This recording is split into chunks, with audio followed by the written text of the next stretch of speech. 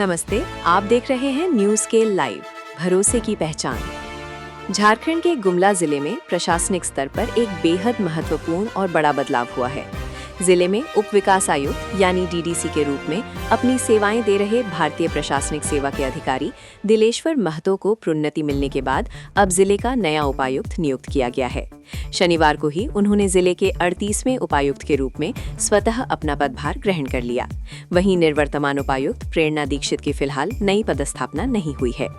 पदभार ग्रहण करने के बाद मीडिया से मुखातिब होते हुए उपायुक्त दिलेश्वर महतो ने एक बहुत ही महत्वपूर्ण बात कही। उन्होंने कहा कि गुमला उनके लिए कोई नया जिला नहीं है। उन्होंने बताया कि इसी जिले में डीडीसी के रूप में कार्य करते हुए उन्हें यहाँ की भौगोलिक परिस्थितियों, सामाजिक परिवेश और प्रशासनिक बारीकियों का बहुत ही गहरा अनुभव मिला है। उपायुक्त ने पूरा भरोसा जताया कि इसी जमीनी अनुभव के आधार पर वे जिले के विकास कार्यों को और अधिक गति देंगे और योजनाओं के क्रियान्वयन में आने वाली अड़चनों को दूर करेंगे।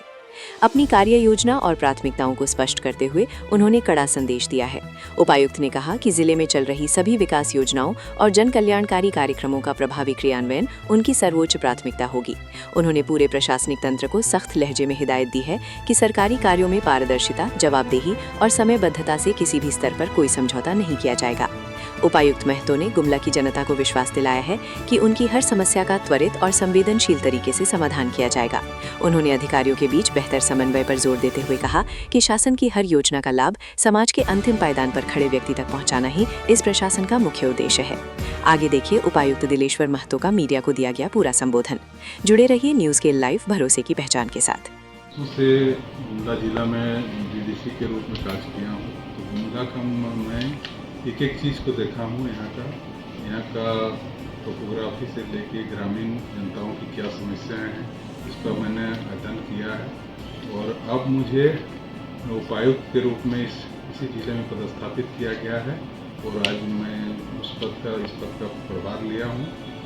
और प्रभार लेने के पश्चात मेरी सबसे पहली प्राथमिकता होगी सुदूर ग्रामीण के जो अत्यंत पिछड़े लोग जो हैं, जो प्रशासन का लाभ जिनको नहीं मिल पाया है, मैं खुद उन क्षेत्रों का विजिट करूंगा और उन क्षेत्रों के जितने भी सिटीजन्स हैं उनकी समस्याओं से और खुद जाकर अवगत होऊंगा।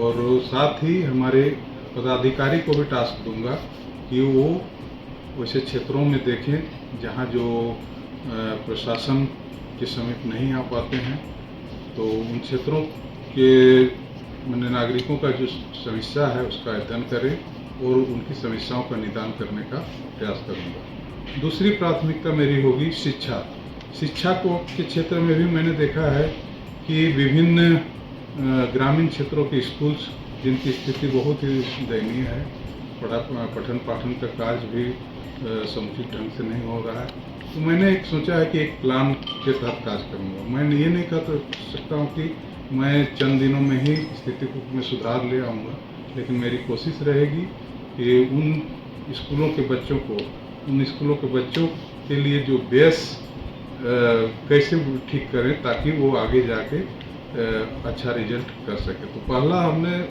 खुद फील्ड विजिट करके देखा है कि स्कूलों के बच्चों की एक तो टीचर्स की कमी है, ये तो समस्या है और ये राज्य स्तरीय समस्या है।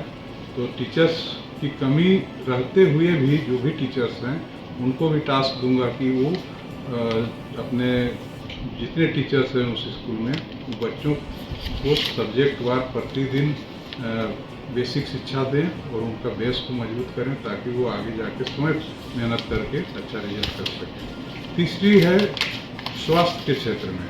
स्वास्थ्य के क्षेत्र में भी हमारे ज़िले में विशेष करके सिकल सेल एनीमिया इस सब पर स्क्रीनिंग 100% किया जा चुका है। अभी फाइलेरिया उन्मूलन के लिए भी जो कैंपेन चला उसमें भी हमारा जिला का परसेंटेज लगभग 96% हुआ है, तो अच्छी स्थिति है। लेकिन कुछ हमारे यहाँ जैसे कि अभी ब्लड की समस्या हो रही है, सिकल सेल एनीमिया के पेशेंट्स जो हमारे हॉस्पिटल्स में आ रहे हैं, सदर हॉस्पिटल, जिला अस्पताल में, तो उनको ब्लड नहीं मिल पा रहा है। तो इसके लिए मैंने वैसे भी विजिट में सिविल सर्जन्स को बोला है कि आप इसके लिए लगातार राज्य से संपर्क करें। मैंने भी एक दिन बात किया था राज्य स्तरीय पदाधिकारी जो देखते हैं इसको, कि इसका हमको यहाँ ब्लड बैंक का रजिस्ट्रेशन लाइसेंस देने का काम जितना जल्दी हो सके करें, ताकि हमारे यहाँ जो भी ब्लड बैंक कैंपों के माध्यम से ब्लड इकट्ठा होता है उतना मेरे ज़िले के ये कोई लाभुकों को मिल सके। तो इसके लिए भी प्रयास चल रहा है। और तीसरा मेरा जो प्राथमिकता होगी हमारा नगर क्षेत्र। नगर क्षेत्र जो है, अभी नगर निकाय का चुनाव भी हुआ है, उनके प्रतिनिधि भी चुने गए हैं। मैं उनसे भी कोऑर्डिनेट करके और हमारे नगर के जो एग्जीक्यूटिव ऑफिसर हैं उनको भी टास्क दूंगा कि मेरा एक छोटा सा शहर गुमला है, इसका सौंदर्यीकरण के लिए जो भी कोशिश करना होगा, जो भी संसाधन उपलब्ध होगा, उससे मैं इसका सौंदर्यीकरण का काम प्राथमिकता के आधार पर करूँगा।